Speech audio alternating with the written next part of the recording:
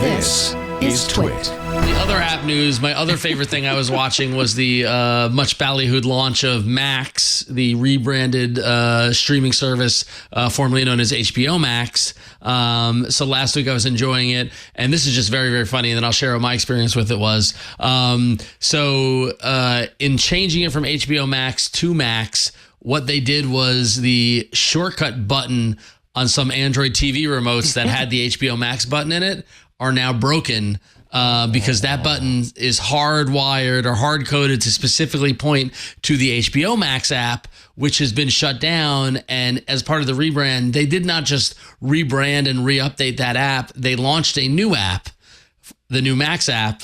So if you were an HBO Max customer, you had to uninstall the old HBO Max and install the new Max app. But apparently those buttons on those remotes haven't been updated yet. I don't know even though they can update them. I hope so, because right now it's just a pointless button that does nothing. And this is just one example of the bumpy transition. I don't know why they launched a new app. I suppose it's because they changed the company. That if you look at it, was from a different developer and might have been money. A bunch of different reasons why they could do it. As far as I can tell, the app is the same, just with a different, kind of cosmetic look and different content, obviously with the Discovery Plus content. But what was funny was that when you open the HBO Max app, on the day it launched, it gave you just a one screen saying HBO Max is done, go install the new Max app, and you had to go install it. I did it on my phone, worked fine. I tried it on the browser, worked fine. I went to my Google TV and I uninstalled the HBO Max, installed the Max app. How many times can I say the word Max, by the way, in this bit? Max. So I installed the Max app and did not work. It prompted me to create a password, even though I had an active subscription and it worked on my phone. Right, the Google TV app just thought I was a new user and just was giving me broken, style sheet broken modal that obviously did not pass QA. I don't know what they're thinking. What I had to do is I had to go unsubscribe on Google Play on the browser and resubscribe, and that's the only way I got the Google TV thing to work again. So. And that was me, and I like to think I'm fairly tech savvy. Yeah. If that was me having those problems, I wonder how many people just bailed or didn't even bother. Yeah, totally. So. Yeah, that's rough. Yeah. So thankfully on our Google TV, on our Chromecast, we installed the new Max app before we uninstalled the HBO Max app, and it seemed to transfer us over.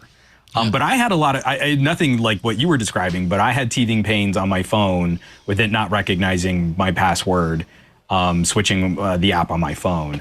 So this entire thing, same. I cannot understand why we're looking at because it's like a completely different app bucket. Yeah. Even if you were changing the entire app, I don't understand why that couldn't have been an update process as opposed to a totally separate line of software. And I think this is going to be very frustrating for a lot of people out there. Yep.